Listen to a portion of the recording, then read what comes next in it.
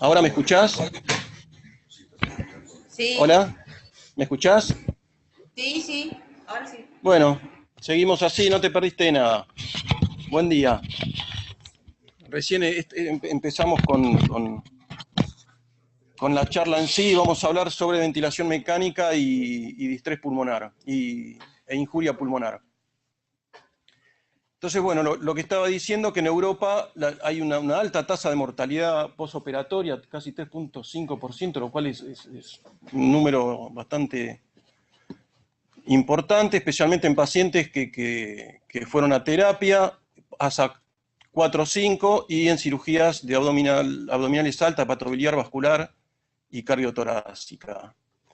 Y lo que se vio que los pacientes, esta mortalidad es baja en realidad cuando los pacientes no tienen complicaciones pulmonares, que son las más frecuentes, pero la mortalidad aumenta muchísimo cuando estos pacientes, especialmente cirugía de tórax y abdominal, tienen complicaciones pulmonares en terapia postquirúrgicas. Si la mortalidad aumenta muchísimo. Entonces están muy concentrados en disminuir esta mortalidad.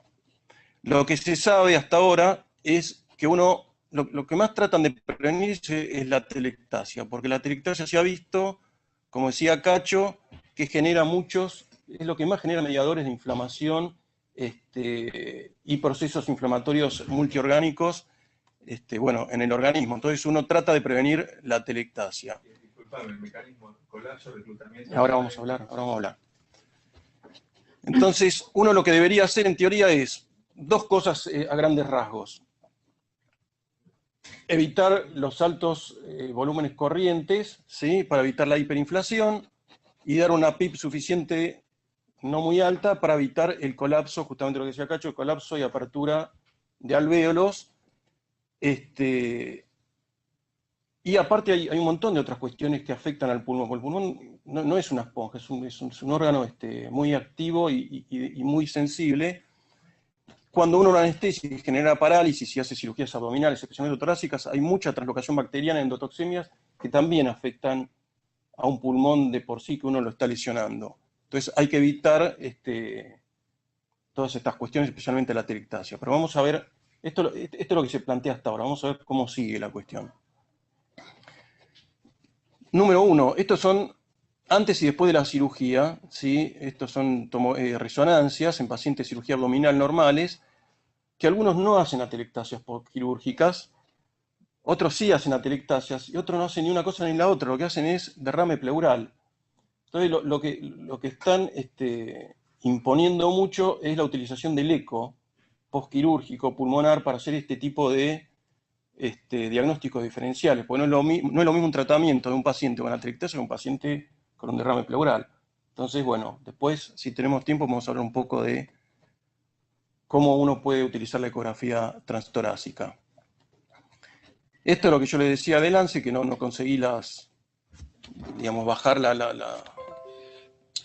los cuadros, pero estos son los dos grandes estudios prospectivos randomizados con respecto a las complicaciones pulmonares postoperatorias en pacientes sanos, si en cirugía abdominal no obesos.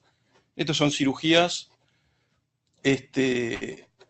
son trabajos con 400 pacientes. Esto utilizaba alto BT con bajo PIP y esto bajo BT con alto PIP. Y lo que vieron que bajo BT con alto PIP generaba mucho menos complicaciones postquirúrgicas que los altos BT. Ahora, el problema con este trabajo, por mi perspectiva, es que toma dos variables, tanto el bajo BT como el alto PIP, con lo cual es difícil diferenciar cuál de los dos es el que realmente está funcionando.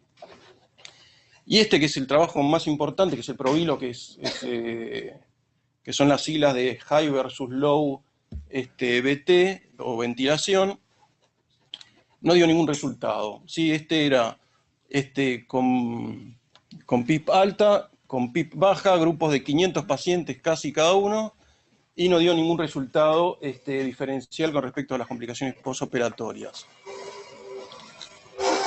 Esto es otro estudio, ¿sí? Con el BT, esto es un metaanálisis de los estudios anteriores, y lo que se vio que con un BT mayor a 12 tenemos complicaciones postquirúrgicas.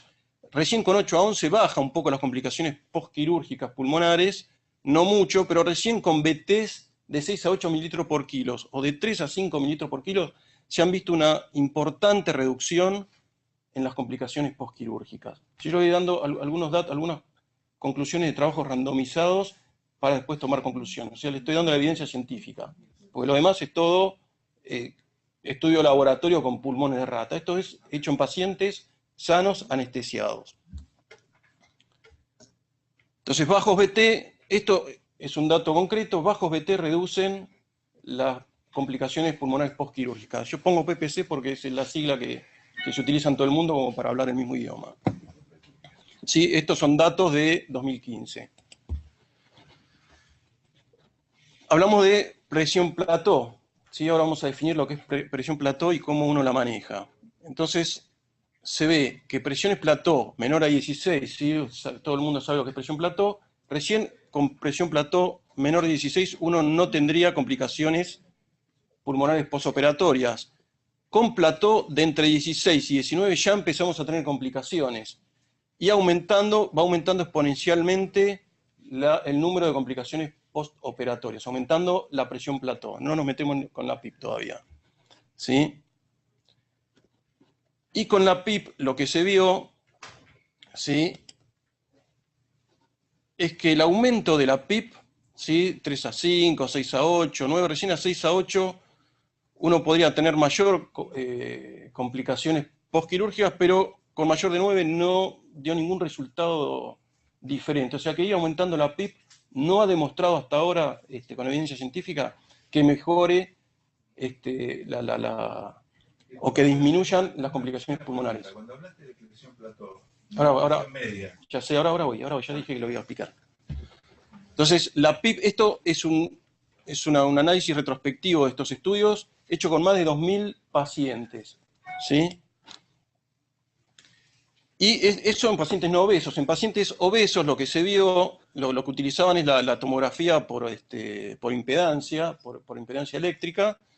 ¿Y qué hacían? Le metían PIP hasta que veían que el pulmón tenía 0 atelectasia. ¿Sí? Entonces le metían PIP, mejoraba, esto es volumen pulmonar, ¿sí? Acá no se ve en el costado. Esto todavía no está publicado, ¿sí? Está hecho por un grupo de Leipzig que se va a publicar ahora en el 2016, pero son datos que presentaron en el Mundial.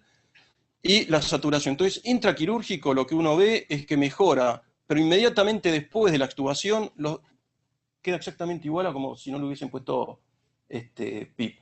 Con lo cual, y las complicaciones postoperatorias son las mismas. Entonces, lo único que hace es, para la impedancia, quedar que es lindo, mejora la saturación, pero apenas uno lo extuba, queda igual. Lo que está haciendo este grupo Provenet es generar estudios de tratamiento postquirúrgico, especialmente CPAP, tenerlos con CPAP a presión positiva para evitar las atelectasias y ver qué pasa. Pero hasta ahora, eso recién para 2017 van a estar los resultados de esos estudios. Lo que sí se vio, y esto sí lo pude bajar porque es el del Lancet normal que el hospital lo tiene, es que la PIP alta, como sabemos, genera más hipotensión y uno tiene necesidad, sí o sí, de infundir drogas vasoactivas, ¿sí? Sin ningún resultado, porque vieron que después de la extubación queda igual, con lo cual uno lo que hace es aumentar un poco la morbilidad con altos niveles de PIP. Entonces vamos a ver de presión plató y el driving pressure, que son, digamos, es el concepto que quiero que empecemos a discutir y tener en la cabeza. Entonces, ¿qué es la driving pressure? Es la presión plató del sistema respiratorio menos la PIP. ¿Está bien? Entonces, si uno considera que la presión plató, que esta driving pressure, está relacionada con la compliance del sistema, ¿sí? Porque a mayor compliance, menor delta P, y que esta compliance del sistema, especialmente en adultos, porque en neonatología no hay nada. Yo hablé con este tipo Pelosi, me dijo pediatría, olvídate, todavía no hay nada, en paciente sano, anestesiado. Es todo hecho en terapia en paciente diestresado. Entonces, si uno considera, o esta compliance del sistema respiratorio está directamente relacionada con el volumen de fin de expiración, uno puede empezar a manejar ciertos conceptos. Yo manejo todas estas fórmulas, entiendo, digamos, de qué se trata, pero todavía no logré descifrarlas. Básicamente la driving pressure, que es la presión que uno le da, hay dos conceptos. Uno que es el de energía, si la presión es energía sobre una superficie, ¿sí? Y está el concepto de poder o de power, que es esta energía en el tiempo, o sea, esta energía multiplicada por la frecuencia respiratoria. Entonces esta driving pressure está relacionado con eso, con el poder o el power y la energía, ¿sí? Entonces cada vez que uno le mete ventilación a un pulmón, le está metiendo energía, y esta driving pressure es la que va a estar directamente relacionada con la lesión pulmonar. ¿Está? Estas son algunas de las fotos, pero bueno, lo que acá muestra básicamente en un estudio, ¿sí?, de Lancet Respiratory Medicine, fue publicado recientemente, en marzo de 2016, publicado en abril, ¿sí?, hecho sobre 2.700 pacientes de 15 estudios randomizados y controlados. Lo que se vio es que la driving pressure es una variable independiente para generar complicaciones pulmonares postoperatorias. ¿Se entiende, no? La presión que uno le mete, la energía, el power, está directamente relacionado con las complicaciones postoperatorias. Y lo que uno ve también es que cuando uno le mete la driving pressure, ¿sí?, que es la presión plató menos la PIP, uno le mete la driving pressure, uno la puede medir, uno no la tiene muy en cuenta porque la gran mayoría de máquinas de anestesia no les mide la presión plató. Entonces es difícil sacar la driving pressure, pero por suerte nuestras máquinas sí. Entonces uno le mete la driving pressure y uno decide reclutar. Entonces, ¿qué pasa cuando uno aumenta la PIP con la driving pressure? Si uno aumenta la PIP y la driving pressure aumenta mucho, uno está metiendo mucha energía a ese pulmón, con lo cual tiene más posibilidad de lesionarlo. ¿Qué es lo que debería hacer uno? Y meterle menor driving pressure, o bajar la PIP o bajar el BT. ¿Está bien? Pero no aumentar la PIP, aumente mucho la driving pressure y estar contento que uno está reclutando, porque ya se vio, estos son datos recientes en estudios randomizados, controlados, al contrario de los estudios hechos en ratones, que la driving pressure está directamente relacionado con las complicaciones pulmonares postoperatorias.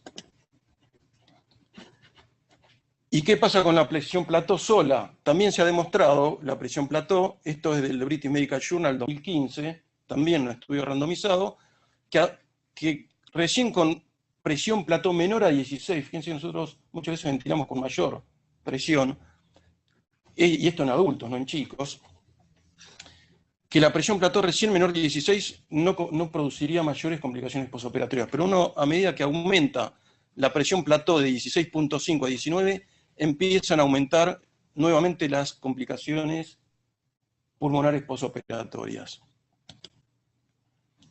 Bueno, esto ya lo vimos, cuándo reclutar y cuándo no. La verdad que uno primero debería hacer diagnóstico, ¿sí? Por eso yo ahora mandé comprar, vamos a ver si me dan bola, más transductores, como para aprender y empezar a realizar ecotraspulmonares, transtorácicos pulmonares. Una cosa que van a Sí. destacar, que la presión plató la vamos a ver cuando ventilamos por volumen. Y eso, por eso se habla que cuando uno puede... Habla fuerte porque no te van a escuchar. El porcentaje de tiempo inspiratorio, ¿no? Cuando puede aumentar la plató, que siempre que ventilamos por volumen, se aconseja que el tiempo ese inspiratorio, el porcentaje de tiempo inspiratorio sobre el tiempo inspiratorio total, no debería ser menor al 20% para mejorar la redistribución intraalveolar. Nosotros, si nos fijamos, las máquinas nuestras arrancamos de un 10%. Cuando uno ventila por volumen tendría que al menos llevar eso y van a ver que aumenta la liñita del plató. Estamos aumentando el plató, el tiempo de plató. Y ahora después vamos a discutir un poco esos conceptos, por eso me estoy apurando para dar un lugar a una discusión. Entonces, lo que recomienda este grupo, bueno, hay tres formas básicas de reclutar. La que desrecomiendan absolutamente en adultos, y ni hablar en pediatría, es la forma manual con la bolsa, ¿sí? Primero, porque se generan presiones muy altas, y segundo, cuando uno desrecluta con una bolsa, un circuito abierto, se vuelve a colapsar, ¿sí? Se genera presión negativa y se vuelve a colapsar, y está no solo la inestabilidad hemodinámica que generan esas altas presiones, sino que no da ningún tipo de mejora. Después está la otra, que uno va aumentando la PIP y la driving pressure, que da mayor inestabilidad hemodinámica, pero podría hacerse, y la que más recomiendan es mantener digamos, el delta P, e ir aumentando de 2 en 2 o de 4 en 4 la PIP y siempre hacer los reclutamientos con respiradores con máquinas de anestesia, nunca manuales. Perdóname, ¿hasta dónde lo llevas? ¿Hasta PIP de 20 o...? No sé, porque en pediatría lo que hablan es hasta 40, con PIP de 10, 12, en adultos. Acá lo que se habló de Javier García de llevar los picos de 30 con una PIP de 15, entonces incrementando eso. De cualquier manera... Para que termino y discutimos, déjenme terminar. En pulmón enfermo, ¿no? Por eso, déjenme terminar y estamos en tiempo, así que vamos a tener tiempo para discutirlo. Entonces, eso en pacientes normales. En pacientes obesos, básicamente, esto es un grupo en Las Vegas que también hace mucha investigación. Lo más importante son estos tres.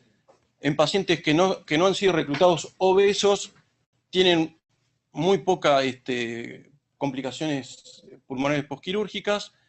Los que han sido reclutados obesos con el ventilador, con el respirador, con la forma esta que recomiendan, no tuvieron complicaciones, pero fíjense la cantidad de complicaciones que empiezan a tener cuando hacen un reclutamiento frecuente con bolsa, ¿sí? Entonces, el solo hecho de reclutar con bolsa genera más complicaciones pulmonares que el no reclutamiento.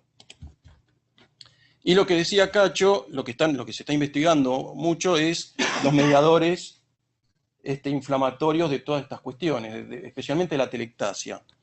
Y lo que se vio, ¿sí? Lo verde, los circulitos abiertos, es con baja PIP, y los circulitos cerrados y rosa es con PIP. Básicamente no hay mayor diferencia, pero sí ya se empieza a ver con que son los mediadores más importantes de lesión pulmonar, que con PIP alta empieza a haber mediadores inflamatorios en sangre, no en pulmón, en sangre. Esos mediadores inflamatorios generan inflamación y falla orgánica de todo el organismo, no solo del pulmón. Esta es la primera prueba concreta en paciente vivo, ventilado, sano, de que la PIP por sí misma genera mediadores de la inflamación en adultos. Imagínense lo que le dije al principio, lo que es el pulmón de un recién nacido. ¿Está? Y no solo eso, lo que vieron que cuando hay falla o complicaciones pulmonares postquirúrgicas, esos mismos mediadores generados por la PIP son los que se generan cuando hay complicaciones pulmonares. Entonces uno podría deducir que cuando uno le mete PIP y hay mediadores pulmonares, uno llevaría, como se ve acá, que hay bastante más cuando hay complicaciones pulmonares, esa PIP llevaría a las complicaciones pulmonares postquirúrgicas. Esto es algo de un trabajo de Tussman de 2013, publicado en Trends in Anesthesia and Critical Care, que habla de ventajas y desventajas. Entonces, mismo lo que se habla en la asociación es entre comillas, porque dan un discurso, pero las ventajas uno más o menos podría discutir, las mejoras en intercambio gaseoso en el momento, hay que ver cuando uno extúa si esas mejoras se mantienen. Mejoran la compliance, podría ser, habría que ver, habría que hacer un diagnóstico de qué es lo que está pasando. Y disminución de las complicaciones pulmonares. Ahora acá pone disminución de las complicaciones pulmonares, yo lo pongo en signo de interrogación, pero acá del otro lado me pone Billy y neumotórax. Entonces, en el mismo trabajo. Entonces, desventajas, el beneficio puede ser transitorio, ya lo estaba adelantando Tussman, inestabilidad hemodinámica, hipercapnia, yo puse esto en chicos, hipoxemia, porque uno aumentar la presión pulmonar puede generar shunts de derecha a izquierda, Billy y neumotórax. Y ni ahora las que habíamos hablado antes de mayor cantidad de inotrópicos y mayor infusión de líquidos por la inestabilidad hemodinámica. Entonces, lo que están hablando es, el concepto de hipercapnia permisiva está tomado, como decía Adrián, especialmente en chicos, de terapistas que ventilan, porque cuando uno ventila un chico es un pulmón enfermo, nunca en una terapia van a ventilar a un chico con un pulmón sano, salvo que esté muy hecho... Neurológico. No, pero estoy hablando de los estudios hechos sobre distrés, ¿sí? No de todo, más bien que si le pasó un camión por las gambas. Vamos a pulmones de distresados. Terapia, ventilación permisiva, se está hablando en pulmón distresado, y toda la información que tenemos es sobre eso. Entonces, en vez de hablar de hipercapnia permisiva, están hablando de atelectasia permisiva. Y con estos datos uno debería, y este es un concepto que va a ir creciendo según, digamos, mi forma de ver, veremos en los años siguientes, de atelectasia permisiva.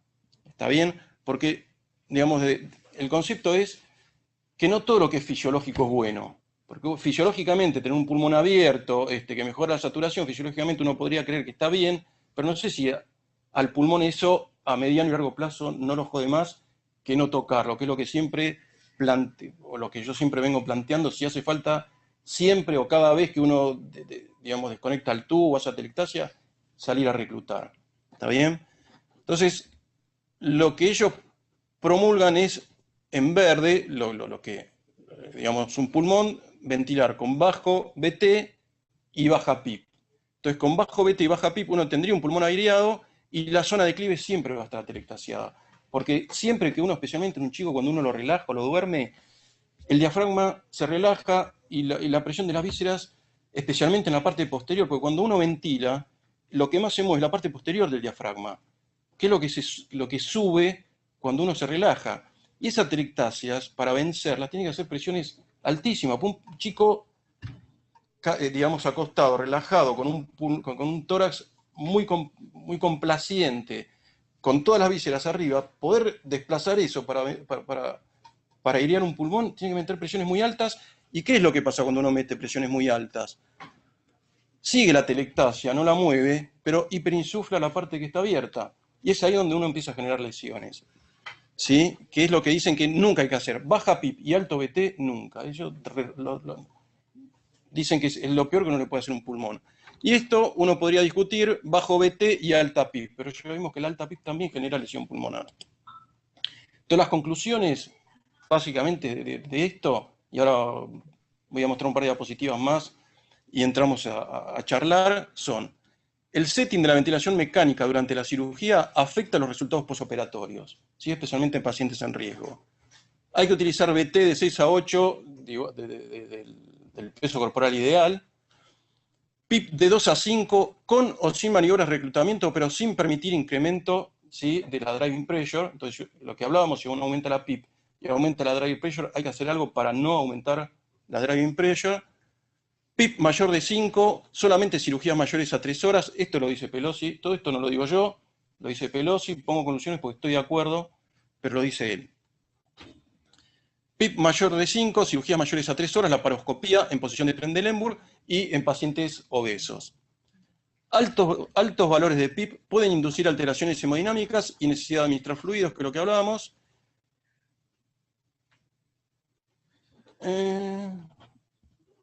Y bueno, un plató, como mostramos las curvas, que no sobrepase los 16 centímetros de agua, y una driving pressure que sea de 3. O sea, una PIP de 3 con driving pressure de 16, manejar una driving pressure de 13.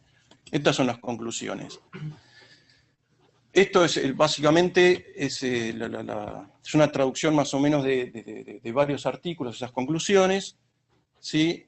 Y lo que dice acá, que es lo que no decía, que uno al principio, la diapositiva que le mostré, que decía que hay que reclutar todo alvéolo colapsado, acá lo que dice especialmente en esto es, si esto es Anesthesiology 2015, la verdad que es un artículo muy interesante, es un review de todas estas cuestiones, que dice que si se desarrolla hipoxemia, y uno primero debe excluir todas las causas de hipoxemia, no salir a reclutar, primero descartar todas las causas de hipoxemia. Por ejemplo, hipotensión, hipoventilación, embolismo pulmonar, uno debería aumentar la FiO2, ¿sí? Seguido por incremento de la PIP y maniobras de reclutamiento, digamos, en incrementales. Pero lo último que hace y que recomienda son las maniobras de reclutamiento, y no lo primero. Está, entonces, el concepto de ventilación protectora podría reemplazarse, esto es un concepto mío, por ventilación no dañina. O sea, no protejamos, no dañemos, no salir a proteger un pulmón. Tratemos de no dañarlo con estos conceptos. Esto es lo que yo le mostraba del diafragma, que uno cuando se duerme, el diafragma excursiona la parte declive hacia el pulmón, y en ventilación espontánea lo que más se mueve justamente es la parte declive del diafragma. Bueno, entonces son otras diapos Así que bueno, Cacho, te doy la palabra. No, yo lo que quería contarte, la verdad me pareció bárbaro, Andrés, que hayas hablado de esto, y un poco que alguien se anime, viste, realmente a hablar de esto, un poco, porque hoy por hoy creo que se están teniendo conceptos de los cuales todavía no sabemos realmente qué grado de evidencia hay. Lo que sí hablan, lo que uno ve a nivel mundial es lo que vos acabas de mostrar. Parece que acá en el país hay otra realidad y en España quizás ayudan un poco, al menos un sector, porque no creo que sea todo, o al menos no es todo. No, porque en este grupo Probaneto hay muchos españoles. Si uno claro, ve... y bueno, cuando vino acá Mato lo desmitificó, bueno, en fin, toda una serie de cosas que se hablan de que como que somos, que para ventilar si no mantenemos un pulmón abierto, o sea, casi 100% de los alvéolos abiertos, que está mal. Y no es tan así. Uno de los metaanálisis que había leído, que yo lo había comentado el año pasado, es que hablaba de esto precisamente, que lo que se ha demostrado que para proteger el pulmón hay evidencia que sí hay que manejar bajos volúmenes, pero que todavía no está nada dicho con la PIP alta, que se cree que es más perjudicial que lo que ayuda, que lo que protege. Esa es la conclusión, porque no hay nada de evidencia de eso. Y con respecto al reclutamiento, porque hablemos siempre de pulmón sano, el espacio creo que se hace más nebuloso cuando hablamos de un pulmón distresado, y porque los límites, los márgenes que tenemos son mucho más chicos para manejar. Y quizás el reclutamiento con maniobras de Valsalva o CPAP, el problema está y se le pega tanto porque es muy operador dependiente. Uno ve que por ahí para reclutar manualmente hacen una insuflación tremenda y hay otros que, bueno, tienen una insuflación que no llega a maniobras, a presiones de Valsalva, sostenido, más suaves, etcétera, etcétera. La prueba está cuando ustedes tienen un tórax abierto y el cirujano les pide expandir el pulmón.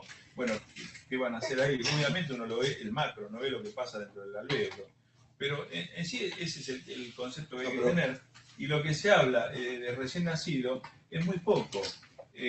Cero, no, muy poco no, cero. En anestesia, en esto, es casi cero. Bueno, el inconveniente que tienen estos trabajos es que falta la cirugía, digamos. Es decir, yo te puedo asegurar que con esos parámetros, digamos, fijos y demás, la mitad de los pacientes no los ventilas bien en cirugía. Ni cirugía torácica, ese chico va de costado, laparoscopía. Pero porque son pacientes interesados en terapia. Por eso, sí. A mí me parece que... Esto es muy dinámico. Exactamente, adaptar estos conceptos. Está bien, si no es cierto, le demos con la bolsa. ¿Sí? Ahora, vos tenés un ducto de 1,5 kg, de costado, con las valvas, ¿lo cerraron? Yo te puedo asegurar que para abrir ese pulmón tenés que usar presiones. Es un chico que viene ventilado, que pero saquemos una displasia, lo tenés que manejar con otra pero saquemos el pulmón enfermo. Hablemos de uno. La cirugía torácica, toracoscopía. Hay un montón el factor mecánico de los neonatos está de contra, eso sí está de contra. Es monstruoso aún en cirugía abdominal. Vos haces un píloro, y lo que te cuesta ventilar el píloro cuando están los cirujanos encima. A mí me parece que hay que tener cuidado con estos tipos de enmarques fijos. Digamos, si no podemos pasar de 16 de pico, no podemos pasar de 6 de pico. Me parece que está bueno dentro, porque aparte lo otro, que es el tiempo. Es decir, yo puedo tener un tipo que yo voy a destruir el pulmón porque tengo 3 minutos con 8 de PIB. Pregunto. Sí, lo que dicen que sí, que con bueno, que no te lo dicen, pero lo tienen que demostrar. Si no, no podríamos hacer reclutamiento. Porque entonces, listo, ya está, yo me tengo que retirar porque destruir los pulmones hace 50 años que destruir los pulmones. Vos mismo sabés, un paciente, una 6B, así grande, que pesa 3 kilos, para levantar ese pulmón. Entonces vamos, rompimos todo. Yo entiendo que si vos lo mantenés 4 días con 30 de PIB, ahora, si vos no... Walter, no, habría que lo que se habla poco, mirá, lo que se vino acá cuando se dio el curso de NEO, y que una vez en un congreso que se hablaba de esto, bueno, yo un poco hablé de ese tema, porque es lo que hablé de hace mucho tiempo, y en esto tenemos que darle un poco a la derecha, ¿viste? A los neonatólogos, que son los que manejan más de estas variables, y entienden quizás un poquitito más de la injuria. Lo que no se habla, y cuál es el punto de quiebre, sobre todo estamos hablando de recién nacidos y lactantes, por eso te preguntaba yo la aclaración, es la presión media. Claro. Lo que hay que manejar, más que la PIC y más que la presión Sí, pico, la relación y la presión, en un bueno, pero eso lo vas a ver con la curva de flujo. Pero lo que más hay que ver es la presión media.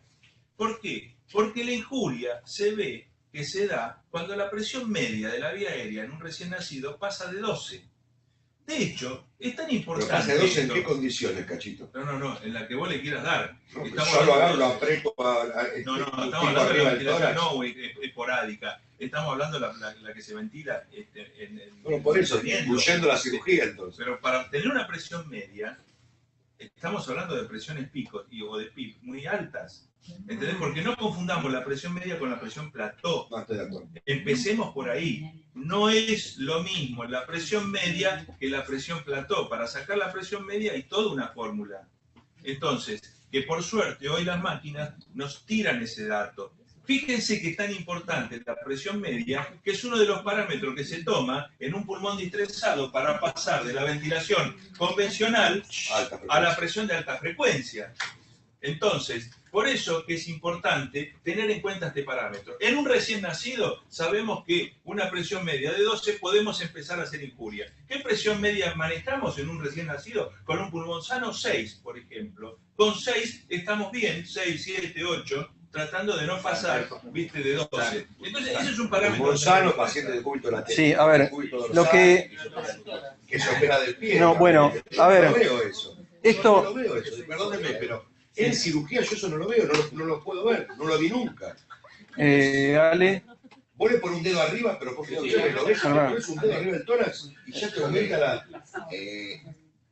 Uno tiene que hacer la anestesia lo más fisiológico posible.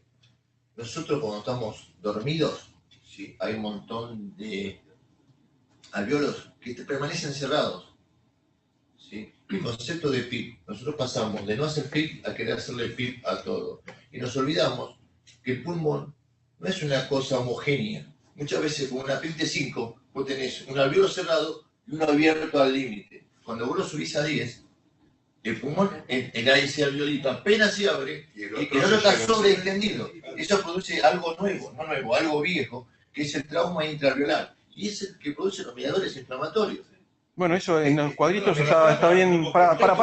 No solamente el valveolo. Eso se llama sobredistensión alveolar. Y eso está más que nada dado por los grandes volúmenes. Ahí ya en los cuadritos lo mostré. Vamos para Adrián, para Cacho. Adrián, quería la palabra, Adrián. Chicos, vamos de a uno, por favor. Básicamente, es interesante que ellos empiecen a implementar el concepto de ventilación no dañina.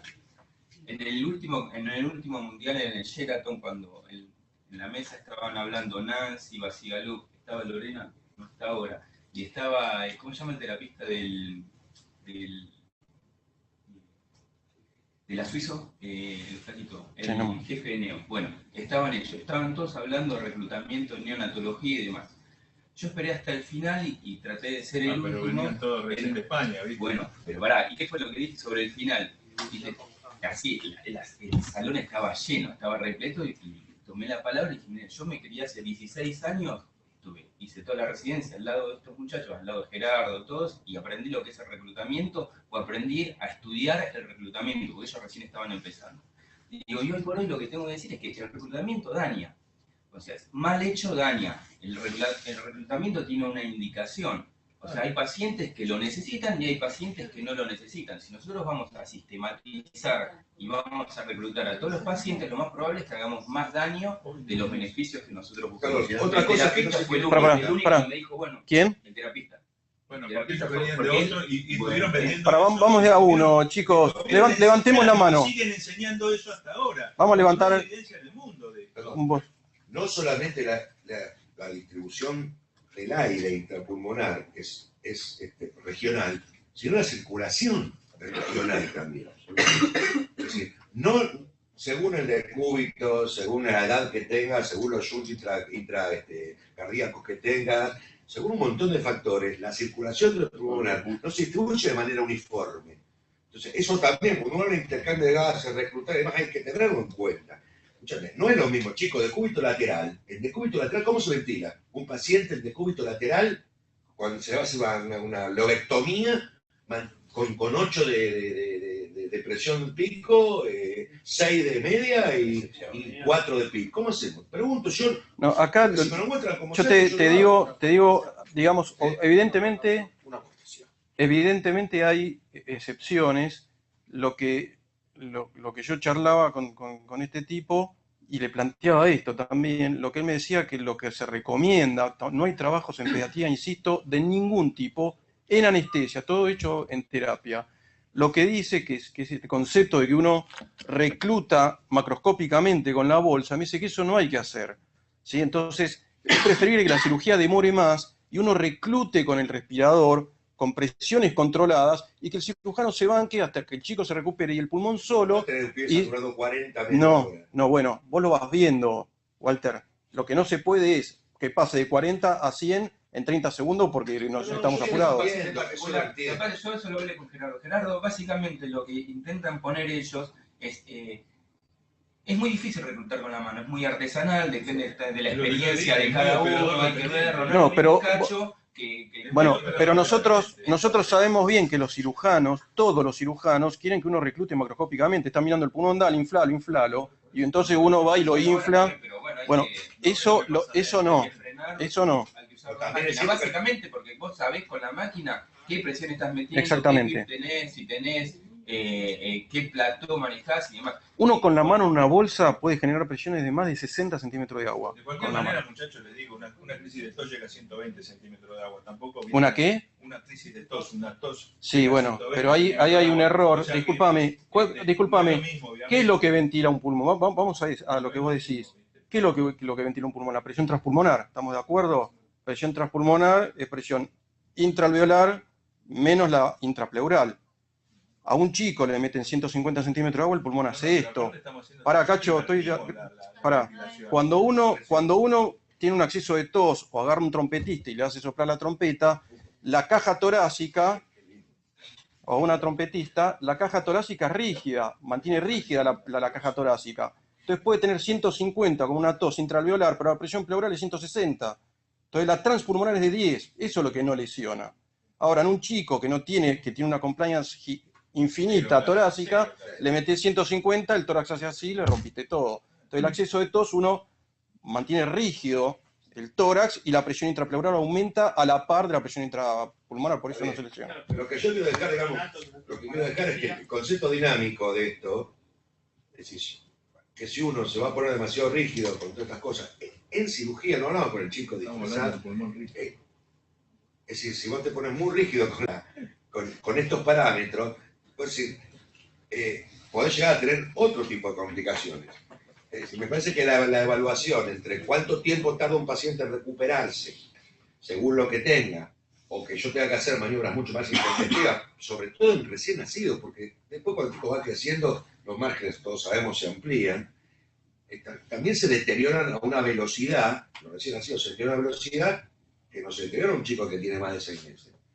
Entonces, si yo el tipo está saturando 40 y yo lo voy aumentando de a dos puntitos la PIB y lo tengo media hora saturando 40, que no va a llegar, tampoco me parece muy racional. Lo otro es con la hipercamia permisiva. La hipercamia permisiva está bien, ¿hasta cuánto? Hasta 55, digamos. Sí, algunos dicen 65, de 55 a 65. Sí, pero con 65 tenés 7, 10 de pH. Sí, se te va. Es decir, a mí me parece que Porque ver cómo te queda entonces, el el tipo cerebro, no solamente el cerebro, quieres hacer un inotrópico, no actúa. Porque ya con esa acidosis te cuesta un huevo. No, todo discutible. Lo que hablan cuando vos tenés, digamos, acidosis o CO2 alto, lo que hablan es que te genera vasodilatación cerebral, en caso de hipotensión, que sé yo, con lo cual tenés más irrigación, y te corre la curva de disociación a la derecha, con lo cual hay más entrega de oxígeno. Está bien, hablan hasta 65, pero esto todo es discutible, esto no es rígido tampoco. Estamos planteando... 65 con 7, 10 de pH en un recién no, bueno. casi hipertensión pulmonar, es una locura. No. Tratemos de... Lo que estoy diciendo, cuando hacemos anestesia recién nacido, desgraciadamente todavía no tenemos el apoyo. Hay que utilizar mucho sentido común más allá de lo que está probado. No, eso está claro, Walter. Más grande. Chicos. Porque si no empezaba a ver los problemas que ves. Por un lado, reventarlo, o por otro lado, tiene 30 saturación, hay que hacerle 2 de PIB, el tipo está con 40 saturación, hipertensión pulmonar. No, eso es clarísimo. Esto es muy dinámico, ya lo sabemos todos. No, lo que digo que hay que estar más atento. Hay que ir caso por caso. No hay que olvidar, y esto no lo dije, pero lo sabemos todos, que tanto el de reclutamiento como la lesión intrapulmonar con el trasudado o exudado en un pulmón de un neonato inhibe el surfactante. Entonces, también si uno recluta y desrecluta, se empieza a quedar sin surfactante, con lo cual el alveolo pegado cada vez uno necesita más presión. vuelve a reclutar, se vuelve a pegar, tiene menos surfactante, entonces cada vez el Hay un pulmón... concepto que eso tiene que ver, que lo que más daño genera, que se llama biotrauma, que incluye todo, volutrauma, balotrauma, todo, es con los ciclos de despegamiento Sí, a ya telestasia. hablamos Despegamiento, Exacto. eso es lo que peor Ya hablamos daño de eso. genera. Que te Sí, no sé si lo peor genera sí, Lo sí. que pasa es que el pulmón es un órgano que te genera una respuesta inflamatoria sistémica o donde comienza la respuesta inflamatoria sistémica. Y eso es el mecanismo de colapso-reclutamiento que después genera lo que hoy está como biotrauma o reotrauma también. Pero Igual, ojo que no hay. Lo que estamos hablando, cuando uno dice, antes decíamos esto es lo que me parece a mí, volutrauma, uno diferenciaba y ahora meten todo en una bolsa biotrauma. Cuando dice biotrauma, porque realmente no se sabe bien qué es lo que lo produce. no, porque Ahora, el único dato concreto de evidencia científica en estudios randomizados es lo que se mostró acá, que la PIP genera mediadores inflamatorios. Todo lo demás es biotrauma, está todo en una bolsa, en estudios de laboratorio hechos con animales. Entonces, hay que tomarlo también con pinzas. la gente Por ahí quería hablar de... Ale.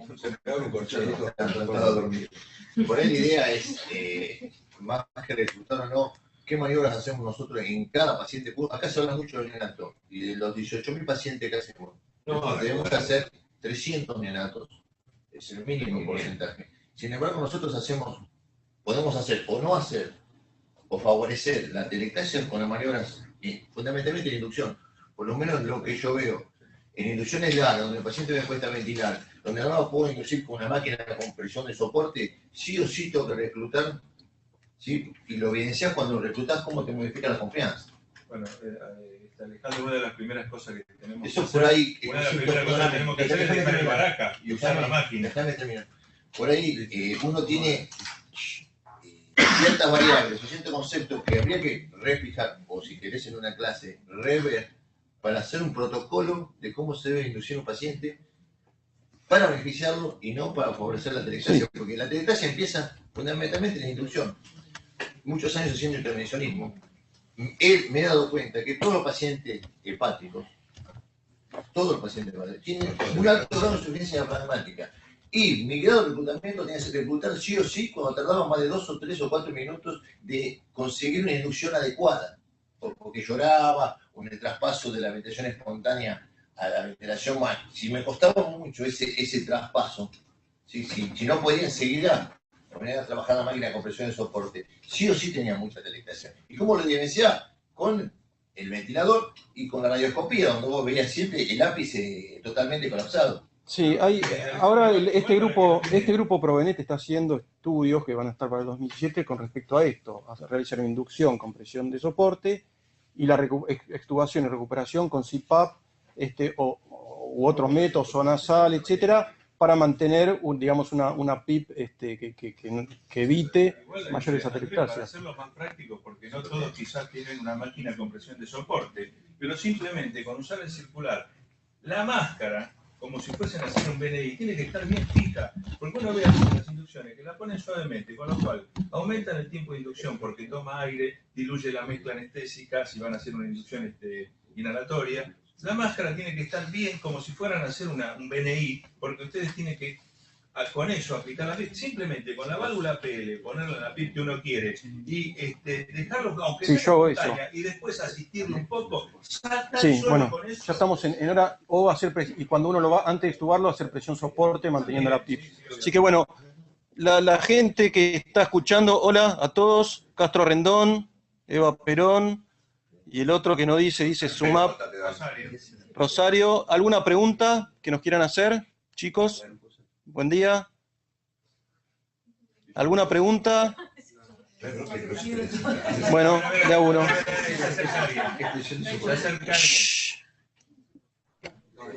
Ninguna pregunta, era para pagar. Sí. Hola. Sí. Hola, no, acá ninguna, Rosario.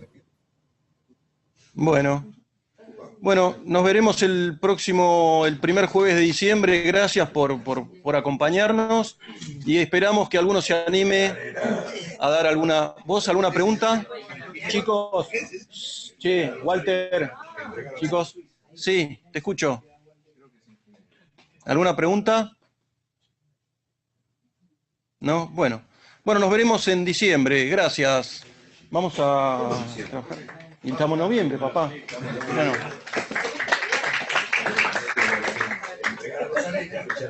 Vos venís de capa caída. Recién me doy cuenta que se levanta así.